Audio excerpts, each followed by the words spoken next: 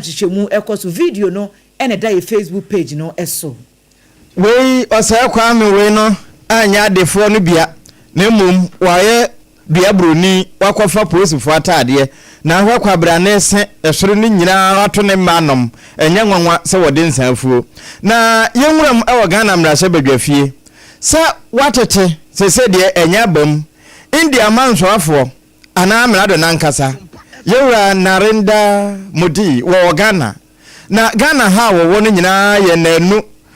enante a wode aba na mu ne ne wokopie Ghana mrahye badwafie ene Hindu kasai de wono mo kan na binom a kira se twi kura de India fo e ka twi wono e kan wo mukrom kasa no wo ho ne ewie no woda na ba brofo ene wo chese saa nante a wode ba e nanu no nyina ye se abibiman ene India ban no won betimi adi kaso bomu yie na ebadwadie adesua hodo ene emu amamre ne amane a ye nyina betimi acha ne pepepe ye bedi kaso bom ama yeye na mpo eba mrahye badwafie ne de kura se de wosi ababa be hu Ghana mrahye badwafie honorable members kwa wo mfa so honorably etena zidi wo mu dwuma no na ni aso papa na nka be ne de se bere kwa animu no Ghana fonso betimi aba be sra wo se wo mo si parliament house foforo kura a wo mbe pa ho ntoma nka wo mbe wo hobie na we nyina wo kai 2017 se Imampani John Dramani Mahama bra na African Development Bank wonu mo ye wo mu nhemu de kase bia ene India for mo conference bi edi ehia wo ba bi na eho no wo mo ni je wonu wo mu di nkomo edi kasasie eka ho bi na wabai na eba India wo mo ni abibiman a wo mu nya ye mu kura wo mu kuta mu die emu yie na hweba bi te se rewu akwan wo mo ni de akire pa kankan ne temane mpaka dan die ni nyina India for nsa wom na etimi abam na African Continental Free Trade na tena kase wo mamun eyadenya kase yema yenenye ho na fe esomfa so ye nyina enya bini. I propose to further reinforce our parliamentary ties. I invite you to visit the new Parliament of India. Our development partnership with Africa is demand-driven. It is focused on building local capacities and creating local opportunities. Our objective is not just to invest, but to empower, to help develop self, to give further momentum. The India-Africa Summit, President Mahama was one of our esteemed guests. In 2017, India hosted the annual meeting of the African Development Bank. We have expanded our diplomatic presence to 46 countries across Africa. Over 200 projects across the continent enhance connectivity in Africa, generates new opportunities. In Ghana, we inaugurated the Tema-Pakdan railway line last year. And no, His Excellency Narendra Modi, and a Kasa ye, one Amrado, India Mamu. Na ewie na Ghana mrahye badwafie ba no de no trene yewura togbega abansoma na baben wo ma papa ya kwa aba ene wo chese wo muni aso papa apa ene wodofefa wa bede de didi a kire wo mo ne nkomobo a ono wo mabo den hye ni nkuransha wo de ahye wo mo so mu abia na ne mrahye badwafo ni wo da na de kire wo mo wo chese wo mo de ne de wo hwe India de na emuso ba tre wo mo doso uru mu a eche kru Ghana de ne ekuma bi eno ene eguso a de ye adwuma na ne se wode wo ma kire wie na wo ma gina tuma na kwa aba no wo begina dia wode ama wo ma kwa aba no so na fe ene ne maye na wo mbe ma na kwa aba obedwafi ho no wa pon wo mo na wo ma kwa akohome ne no yewura baben e kan ne sei. Honorable members, we definitely would have cherished the words we are seriously constrained and we are compelled to go by that. And so I apologize that we don't have space, even though initially we provided for it because of the tightness of the schedule. And so please extend our warmest congratulations. We are honored by His presence. So Your Excellency, on behalf of the Parliament of Ghana, the 275 members. That's not a large number compared to yours. I convey the gratitude of the House to you, and through you to the good, brotherly people of India. We are extremely grateful, and with your kind permission, I will now proceed to suspend the sitting. Please, the efforts by leading this august visitor to our house. Eno yewura avansoma na babin wono ena Ghana mrashe badwafie wo ya chiame hene bra wo ma pani ya kwaba ena wowie epon badwafo no. Africa Academy of Sciences Jumedia ekoso ewo magane mu na sa Jumedia sonko impanyimfo twetweworo na won mabepie mu ewase ya abimanka bomu ko African Union wo magana na fe Nigeria ban no won mu nyina aka abachiri mu a won mu rese abodie mu nyansape na fe se wo hwemu pa no a nyansasua ne kasasua hodo ane nimdia kwankyere no ye betumi asua ne ehunu mu yie pa na anamso amasanhyemudie eno ada na hyase ya ene etwaso wonu hwanu mu sebekwa ko wie nyankropon ya adma wochina na wie kire kura na wonu mapa hontoma ewo abibremu atoya fa babi na eno anamso amamampanyi ye rojonjoma ni mahama ya kase wo wase a anche kura wo bakasa na wate dwumadie no ano na president ya wada Africa Academy of Sciences ano Professor Lisa Watson wonu ane ensamtrofo edinkoma na so kasai ewo dwumadie no ase anu wo kyeso wena baboa pa sanse drumra bia abodie mu nyansape no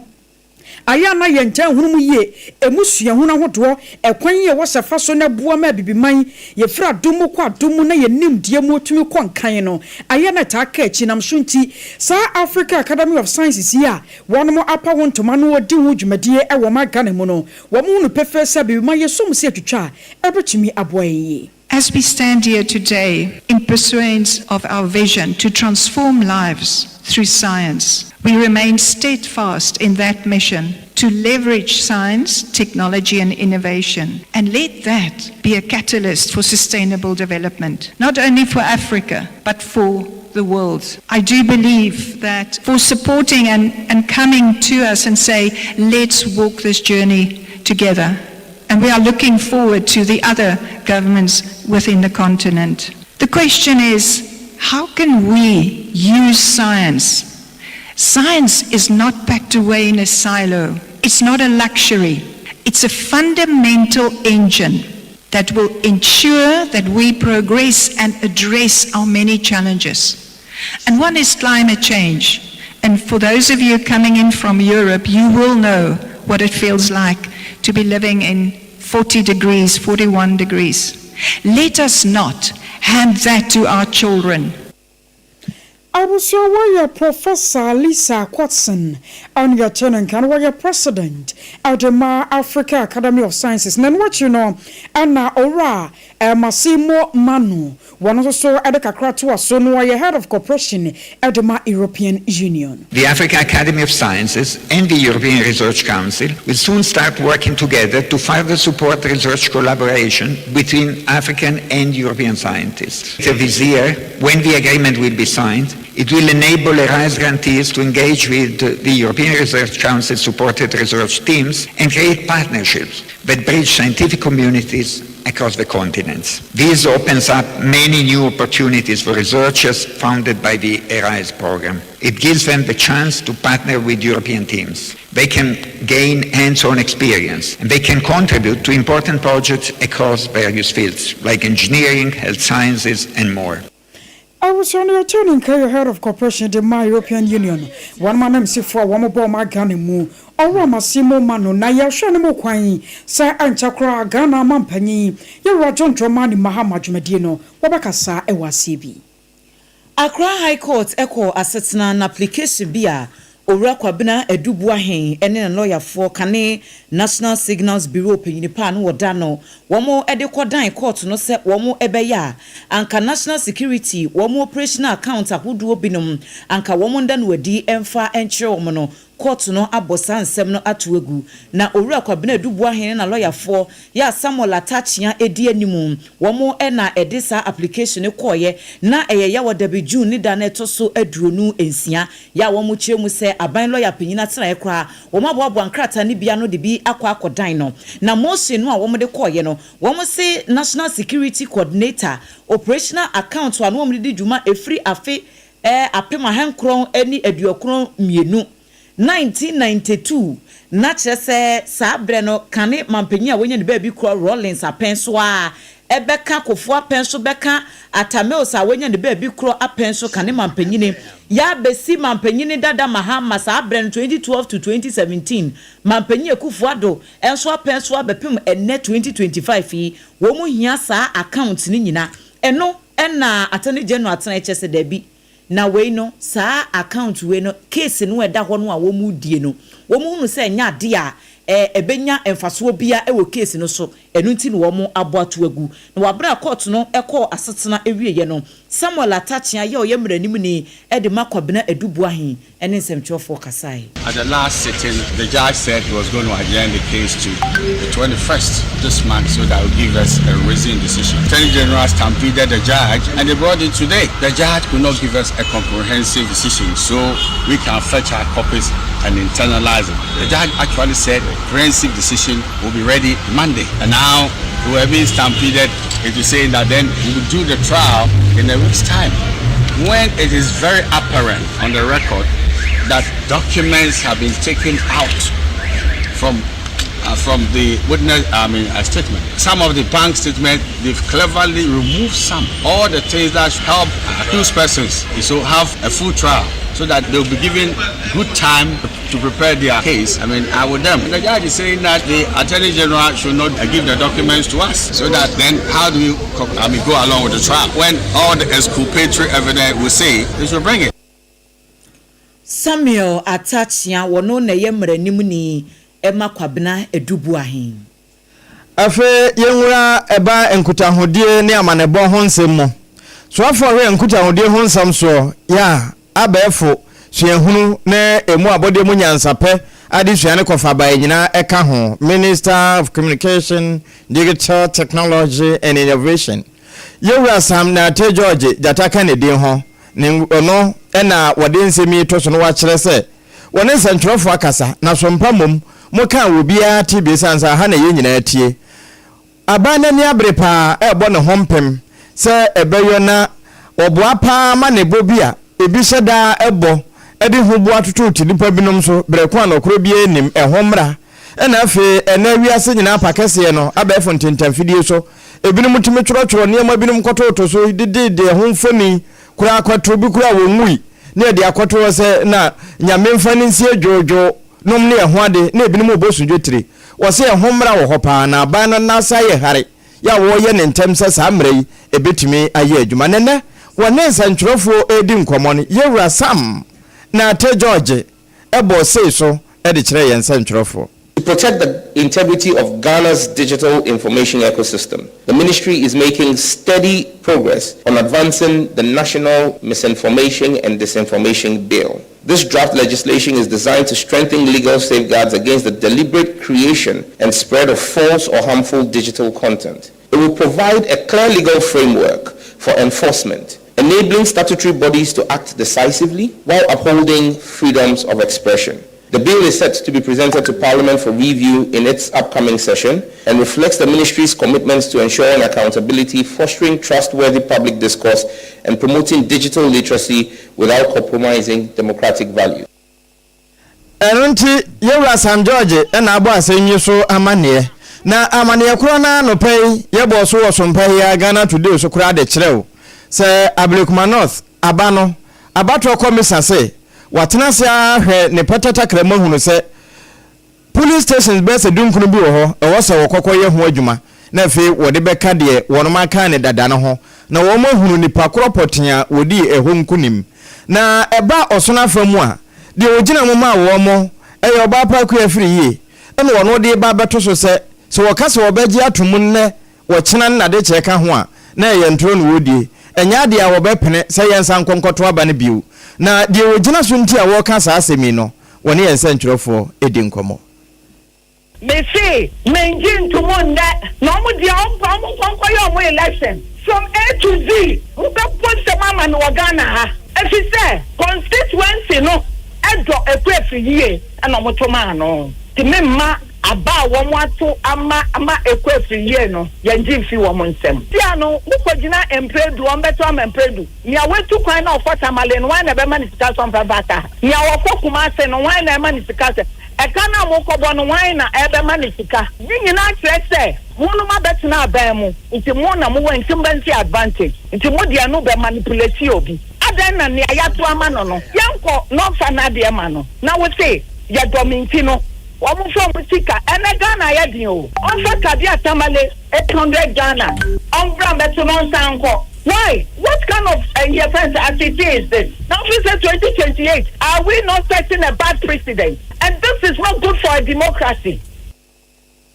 Baby, okay, free year no. One day, General Muma, so no man who Blakuma North, about 2024. Ma yekoto aba. Say, I see one time about to come say Obesako, na police station Dunkunobi, Wama, one matono for Frono. Was one tiasie. Na ewie na chochofo abedi akire di match na yamanyuko no wura Mustafa Bande de to so acha se so woni madwuma ya wonsuro broni wono mo de aye krado se chine yema aba no wono mbekọ akoto na duduom. On any occasion the NDC will rally around and go for an election given that that election would be held within the laws of this country. We are of the firm belief that the people of Ablekuma North voted massively for a credible candidate of the NDC, our sister Obeng. The MPP, on the other hand, tried to impose a rejected candidate. I guess that the EC have told you that both parties did not agree with their position, but their position finds fidelity with law. And so I'm only saying whether it's 37, whether it is 19, the NDC will always be ready to participate for an election. And no. Yewura Mustafa Bandia wona ya chochofo abedi akire edema chineya manyoku no na wosansemi ho sonoma na hyeda hia ho pa ama chochofo a wotua wo ma no yewura Justin Kodu Afrempon kura de atoso chese aba no anya de a sa police station dunkoro no wombeji atum sempo wosanka yeto aba ne bia police station be me ensape na wosanka wono moto wo bo Pentecost Church Light of God na wosan Greenland Hotel ka ho na ni nyina echi no se nwuma da ti ne wura no yemi oponchecheku wonna nkomo yiko bia odi wonu machi na de ekọ ebu attend ebe ebu attend ogina ho ne ebu attend trodo no opon ma hai Medo Suminia na ene suno mase die ntina Ablekuma North aba no a abato komisa pese yo san kokotro police station dunkuno wose wampene so no na asempa ne sen Meda say Openi okasa ye Justin Frempong Kodua na inchemu ode to nsentwofo anim china ne naso don hwere baako ani akire ne tofabo ni nyina mu kire se womani electoral commission enye adwene se enkane wono akogina simpie ne apaso edikoto udwa kire mu se abato a yetu ye mfimpimienu ene eye aduonu nan adan no nya ne ba bi ko yeyi yetu abani wie ya wosi miaye baako mienu miense bi pe ene wo eye Ablekuma North wono ma ekame se enkikabom ene afenso niema 1 or 2 bi ekoso ewo eye abeto mpeso aso nintino wo mo behye na afei wo makeka ni nyina abo ano na wo mahu ensem no ne pomasibre emenam so krompo ekopie mu ewo ya asem dibia na yewura Justin Frempong Kodua asem ba ko a wo kan ye ne ya ne kire se wono a yewura bossman wono ekogina mrahye bedefie ekoyi nsem bia no ewo ho ebra na afei wode eye abato ayeto ye hu enkomosie kopie mu mrahye bedefie wo kire mu no wote se wo kase eye miaye miense bi pe na ewo eye Ablekuma North wo no mo mbehye na omodi ni nyina ba na wieye na afei wo hia bambo nkrampo a abambofo nso nhwembo omho ban na fo ntimi mfa ni nyina fa ma betuja na bepemisa bere ya abeto mpeso ane so ye nya mrahye bedwani wo no o ma hye no manya afi de onu koye nti asese opani ato nteso ato fam na wasan so afa se sa na tie de ye kwakoto aba no foforo biu na enye ne abato ne ye no ye wo mo kire se just yewra bossman ne kire se ne aye makomako dunkunu 19 a ewo eye ablekumanofo no mbe hwe ombeto so aba no mo si baabi wo mo nte ase wo mo kura de anka wo mo ne isi be ya adwene a eye miaye miensa a wono anka se wonim se ewo no mo abato no anhyedan koso yie ewo ho any Pentecost Church, Light of Gospel Church, and happens in Borderland Hotel. Or say a police station saying, and one more MPP for 1 year, by your dreams, same po, on the cock to be more any and one no. Now, one more can at the see a year National Peace Council for so, say, one more, now, almost for my no mamma to Essan say, yes, a castle or quack or two a band for Frobio, a year Ablicumanofa, no question ye. Omo transfer genwa se amanyuko kese te se MPP die enya ade a omo ni isi no ebekọ benkrumu nti eno ho nkomodie ena ene anopayin sentrofo nhia mu a yewura Justin Frimpong Kodua trofo de ma MPP amanyuko no friends sentrofo no wodi tuja mama ne bo esi nana opon chechiku MPP atena kese enkran piao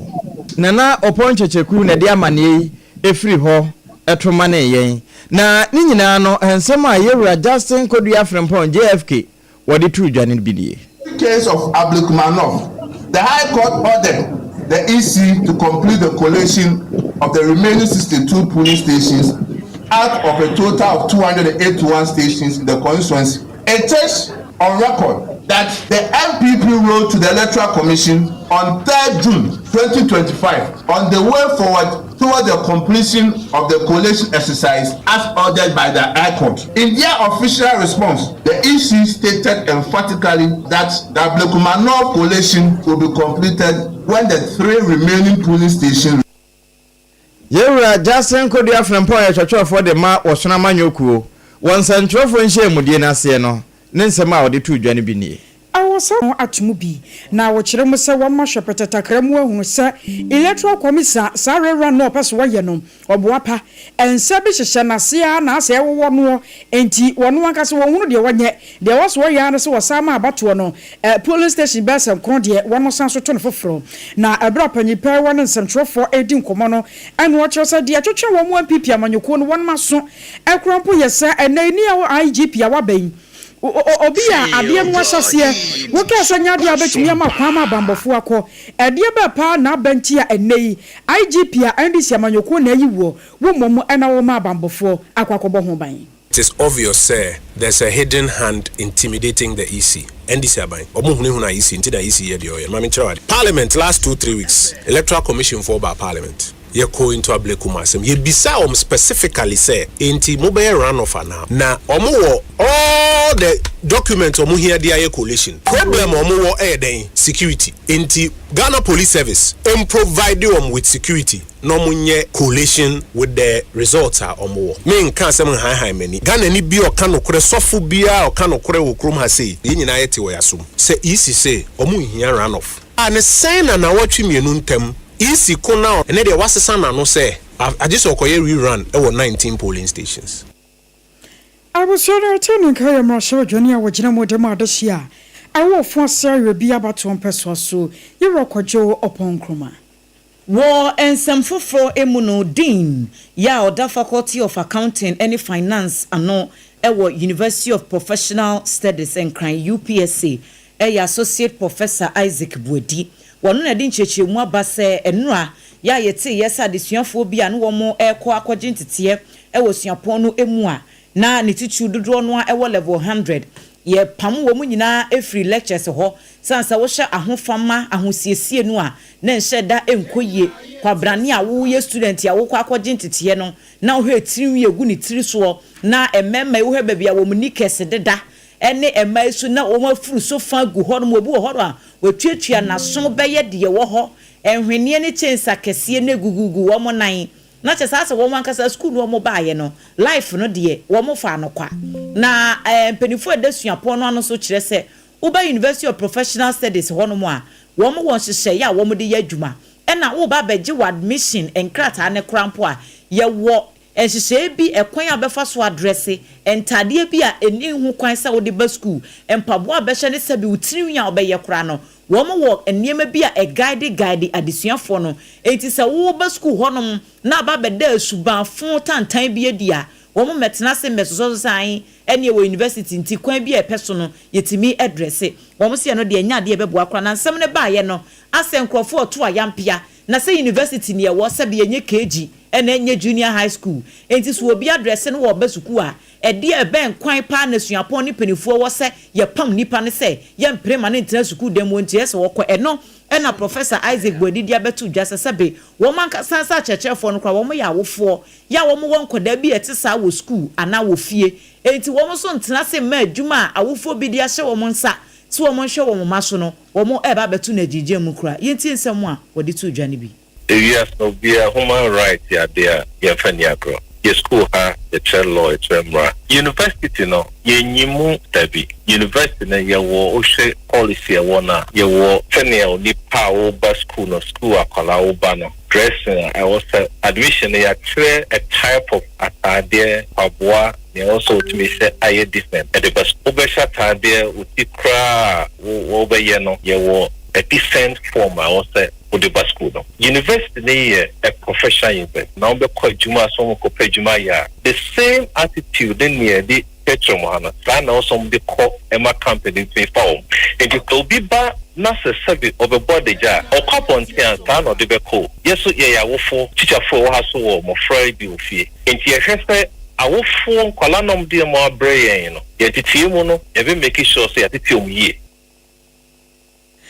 abusianfo eni ekoti esesi ye Professor Isaac Bwedi ono na ye dean of faculty ema accounting any finance e wo UPSC ene ye firi eho a ye nwura aban semwe Ghana aban e de atoso se ene ya ya no gusui no watwa America dollar no $300 million wo de kwa kotua eka hodo a ye de ne bi de friend say euro bond no the APAM DADAA penso we debt restructuring ye kokko wie ebinu mu ane ye dede wo makaye no wo mokasa ye wo nyantiase se woromate wo mbeme ye bre kakra no wo kwa kohwa nso bi na emuna ebinu mu chese sikare dɔɔso dodo Ghana kra ya hobo anso ya kwankro ntinka ye ntwetwe ne kakra akra akopem se biribi be eso na aban be che mu se APAM DADAA no kra ade $520 million ya no wodi tua wontua nwi na no no $120 million no na eyese wo munya ntiase se wo mbetwe asensen kakra wo munyi ne sese wo mbegye kakra akra no saa adwen na wo munya ye no eso na ase $120 million enti aban ya abai no wa ya brebre tete ne nsam anya kakra wo de kwa kohwa nso bi esansa no a de jebusi anya no na ye ditua de nanso se udi nokra ya na edu de edine mu a usu a ya wo mu hunu mobo enti wo hwe ni mu sabire kwa ni mu no yebetimi aboaboa ye ho na yebedi ya yeduane na fe ya dada ye ho kakra ajeje ye ho tro no bi atimi die tuatua de afiri ho ama wo man ye ho ahenhan yen na se nya ba ne saa ne yebetimi ede ya ye ho tro no bia ene age se de wo Ghana ha no ye yire ye ho to na ye didi ye ho dwuma pa eno bi secure sanitary pad eno de ye ne Ghana ha ne bo nso efo per cotton wom na maintenance wom a wonkomo no ebo ho ban siesie ne ye ma mu ye hwam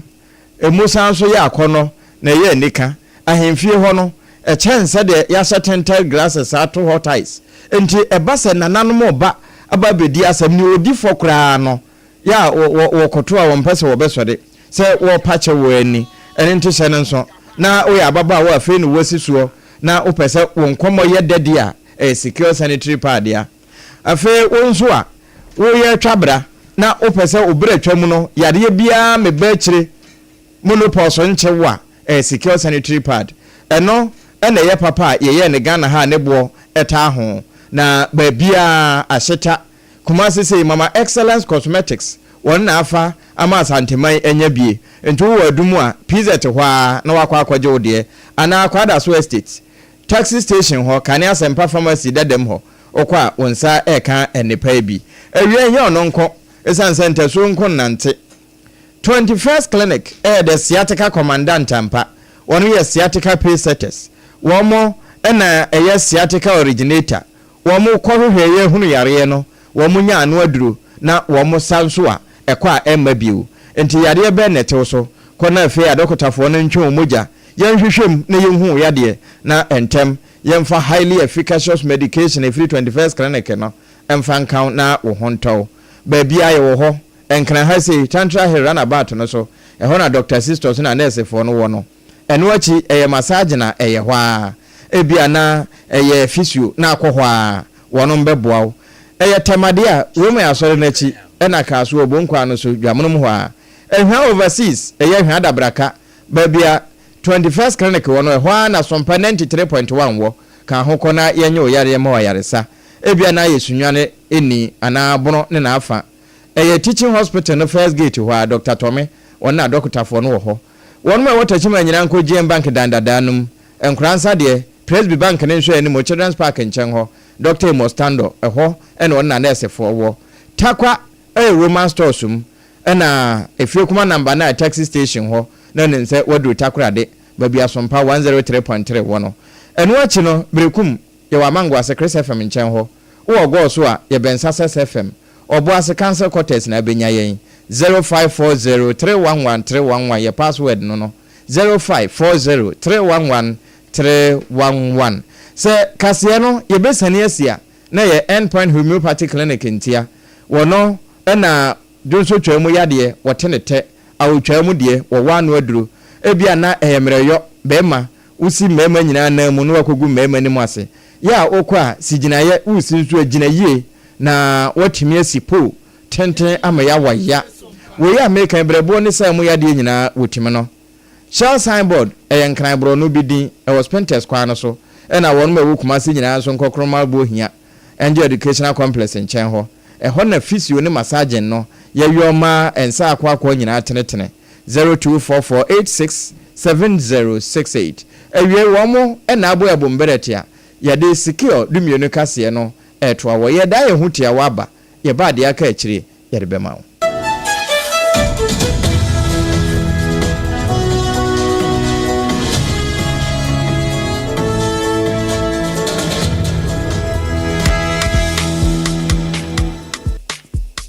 Kweku minim se waye she me kraman nane na so ebony show ho embaso mane honsepeno Ebony condoms comes in different flavors and available in all pharmacies, chemical shops, over-the-counter shops, and pubs. For bulk purchases, contact 055-230-0075. Ebony condoms, Ghana's most pleasurable condoms. Make it worth it. We got peppermint, strawberry, vanilla, chocolate. We got peppermint, strawberry, vanilla, chocolate. It only the view means a condom. The condom will you then it's not on, but it also got as a condom.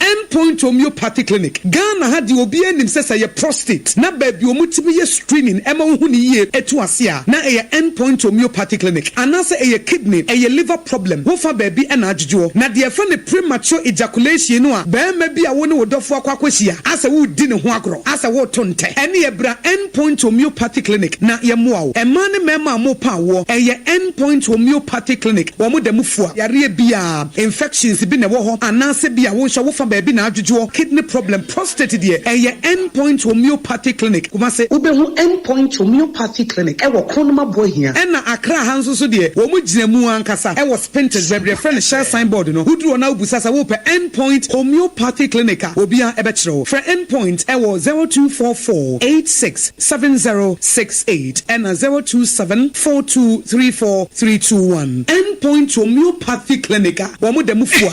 Eh medo. Edrano pa utimi to boase echichiwusi o ado na so ni se mede yas toothpaste and the brush and the twitwi mesima minya homka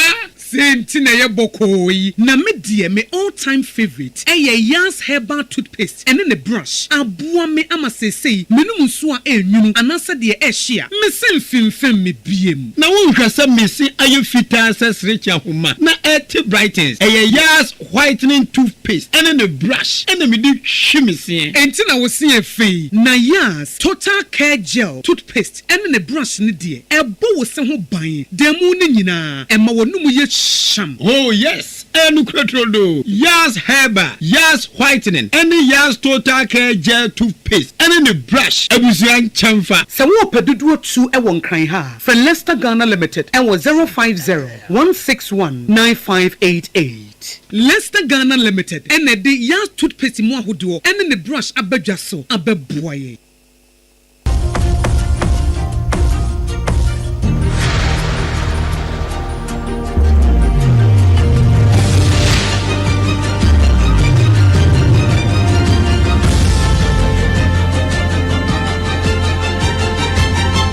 SOMPA TV Emma Aketiapa. I was sure that was say at war and some no as so. Now I know you know sure Kwan Supreme Court a judge for best and swan. Now sometime where John Dramani Mahama Bo one mutinam so. Now one more quarter now when you share so my gun I'm not sure the fee my auto to 1 no and they one bus off in a munu musai. One musaya no more giatum. So one more baba ya juma I will may Supreme Court now fair one more bois amatantenene and so out to me aye juma. Now a judge for ya yaka one more semi. Aye just Dennis Dominic Agyeiwaa and Justice Simon Sobari and Justice Senyor Jamefe, Justice Kweku Teria Akabuafo and Justice Philip Bright Mensah and Mienua one more hono are Justice Battles Kojo and Justice Hafiz Sata Amalaboba. One more and a judge for Makumako and so ya and nay one munina quine. Sir, ye baje one more tumu amamra ni amani ya kwanso na one more tumi ababa ye juma na wo hwe Ghana amamra na de ye juma 1992 Constitution Article 144 no mu a na sir e kan pefe dadi sir ebra amrahye dwafo adoso ko no one more tena wo so na one more to one ado musuko ankasa hwe sir anyambia no wo muduro no betumi aboa Ghana nkanko no Ghana ye mpuntuo no aya no pampi no an wo mudi mu ama ne bokobɔ mampanyini ema mampanyini hwe sir wo besai enti enu bi anasie yi a ajagefo ansui won mo hwe ne mu kwan se won besai ama Ghana mampanyi atumi ehunu bi so for wo hwe humasua ensem so owura Haruna Idrisu dia to dwase 24-hour economy nhyehyɛ ya NDC aban edi abai sɛ bibia betimi akonkan ya de afapem no ɛsɛsɛ ejina ehumasua ensem so na enra ena omampani John Dramani Mahama ekopa adwumadie hu ntoma ya no wɔkyerɛ sɛ wɔn akyekye mu anie afa hodo bɛyɛ enan ekoka enum ya agriculture de ewom ehumasua so de ewom ne nneɛma hodo bebre no a ya wɔn gidi sempepi nneɛma a yɛdane ye ni anka yɛbetimi ane wɔ Ghana ha ne yenya so mfaso na mabuna nya adwuma ye no empepi yɛtabiri raw materials ne sa ne yɛde akɔ obi ma so ne asa akɔ na wɔ hɔ de aba beton wɔ Ghana ha aboɔden na kyerɛ sɛ wɔn ɛna enya mfaso no wɔ abra mabunu ɛwɔ ɔman mu no adwuma kura wɔn nya bi nya no wɔn nsa akɔ wɔn no enti owura Haruna Idrisu ɛkyerɛkyerɛ nsɛm no ɛna wɔ se 24-hour economy wei no ɛyɛ nisuadeɛ hunu kɛse wɔn adi kan ka ho asɛm so no asɛ sɛ wɔn timu biom na Ghana fo hunu sɛ ɛyɛ adeɛ ba bɛboa paa ama nhyehyɛ pa aban di aba no wɔn atimi atintim ne ɛbɛkɔ so nso de a ɛho asua nya ade a wɔn bɛyi afiri mu 24-hour plus initiative of the president. And for John Dramani Mahama, the President of the Republic, this was not a nerve-breaking exercise at all. He launched the 24-hour policy and the accelerated export development initiative of his government and shared with the Ghanaian people that this has been in his thinking and contemplation in the last 4 or more years. He's thought about it whilst being out of government as President of the Republic, and expedited by the circumstance of our country that we still spend huge amounts of money on imports, about 3 billion. Owura Haruna Idrisu education minister. Afe yanko mfimfini mantemo na efutu ene yewura. Ene PP executive se wo ho na wono nso asase etoto bo de ba park so. Wo mo se bra chineye di nkunim no wo ho abon se chine yema ne bi se nya ba ne kura no a ene ade etimi pre ne pa yeye wo adan wo so wo ba baje toilet safoa nam so emabinum kura pre ya na wo mo yeso ma saa semi wo mo nya adaje ko bo posifo amane na re ho sam ne se besi na post commander wonka bibia amfa ho na se ye de yona wanka wi ana se ye pia so na wantia mu a asa ne ye kwaso apia so enti wo mo nso ebe fe wo mo sen e de akirechine ye ma no ano wo mo de tua wo mo so ka bi na ye nua Williams enene kwakwa dema edi sankomo yi wambra o de yen hye da membra no o makwende asamanfo ye hwe toilet do da minti wole bring no o ye ndc fo a wode taxi ndc cars wole bring and then ye start fry any party there say ndc full bring na was one time echi and pay ya 78 aben there ye me police fo wo simpa wa shot there ma wo ye no otiembra contempt part 1 to section 223 no otumo ko the prison police emfa mbra kwan bia order for the biala no on sure there dem go for better one na mbra nyinwazi William Dikatia ni wono enene santwerofo di nkomo na ewie anso ho ena nkutahode bofo de ma afutu NPP Ellis Kwame Otabel wono nso de bi etoso MPP ena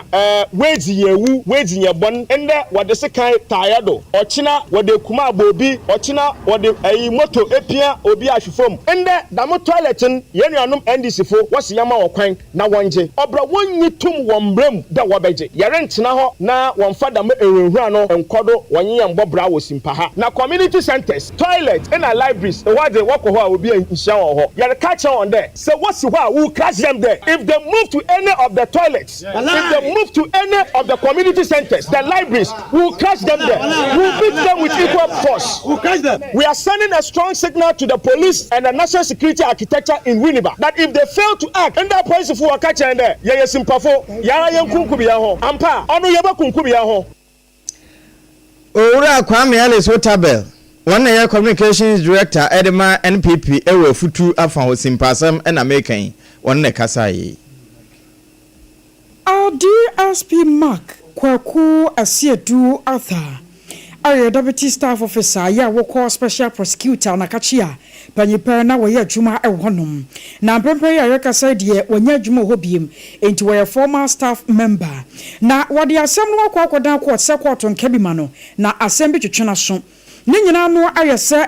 na special prosecutor tena ye kyerɛ sɛ wo mutumi ne nya adwuma biem enti ne contract na one terminate na eno ane ade a ehye na koma ehye ne kra ye nam so nti wode asem no akwakodan court panyipa nam ne mra ni Doric aboaje asamwa ana twa krata no a wo mo ade court na emu nsem kakra nie DSP Makwaku Asiedu Arthur ekyiremu a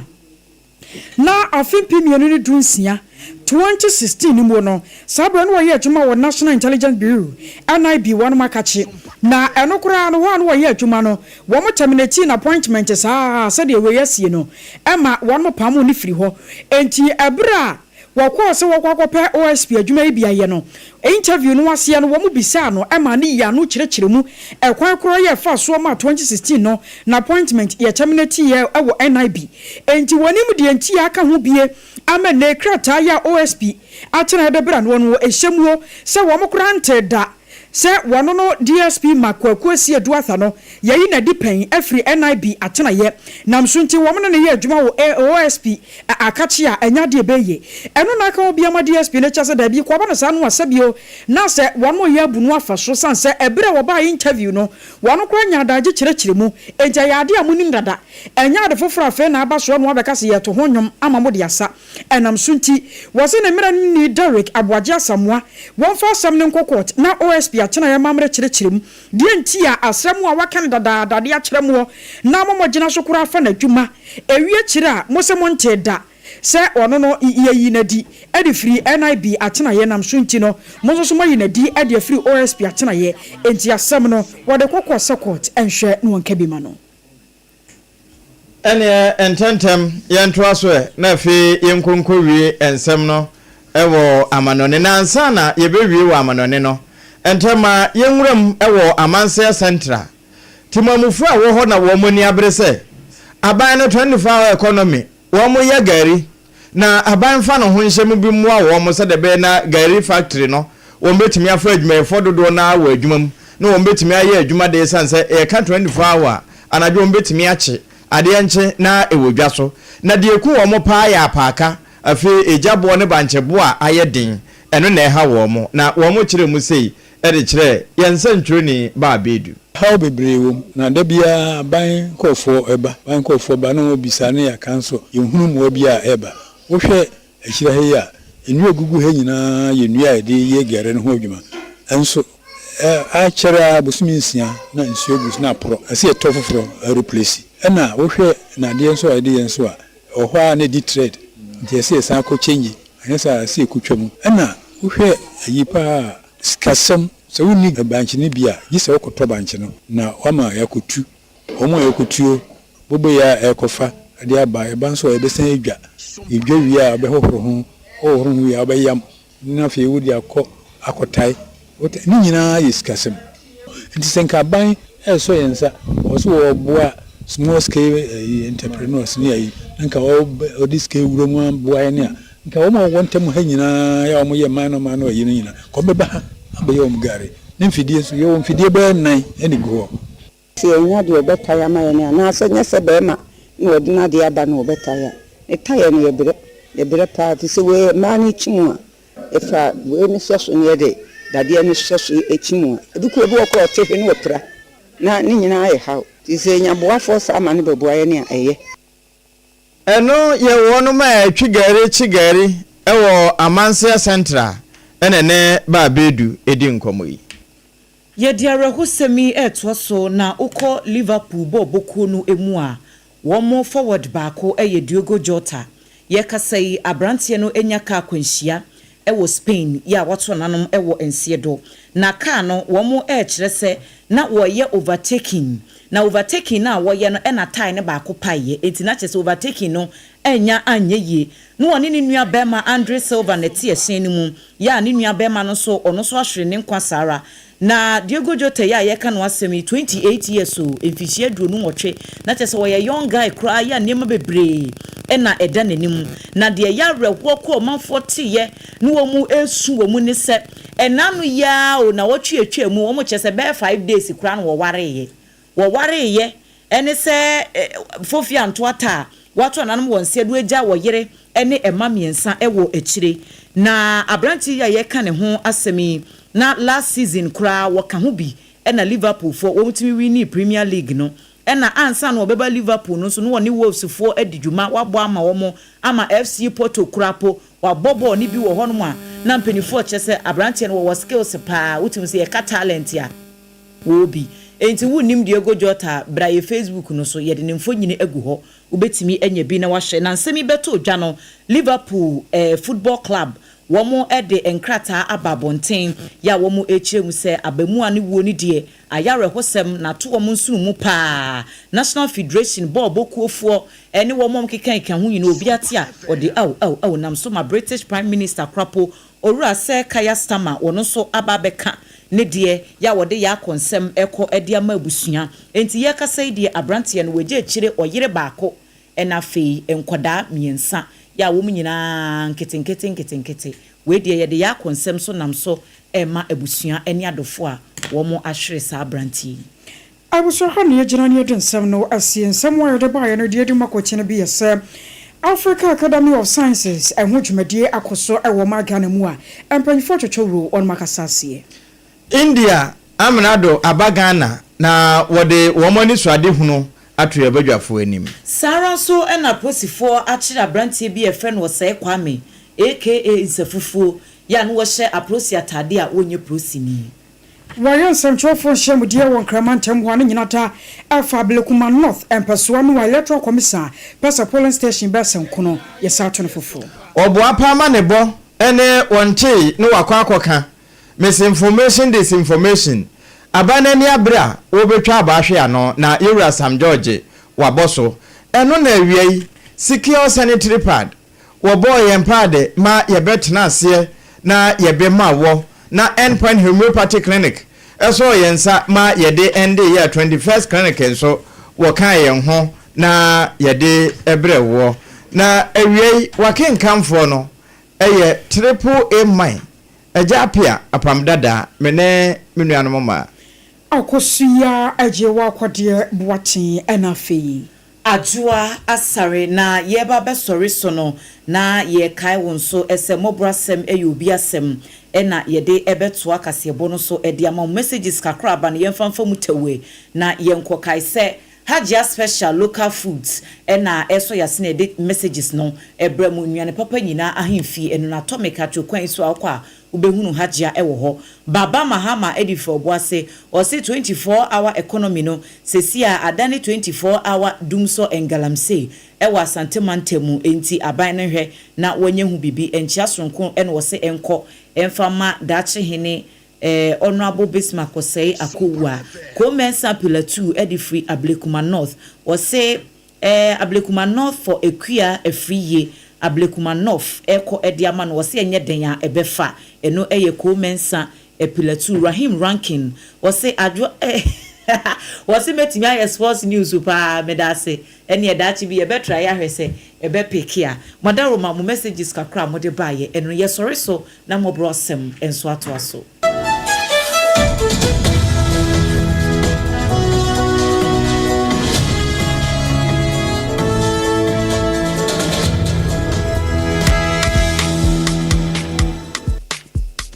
Kweku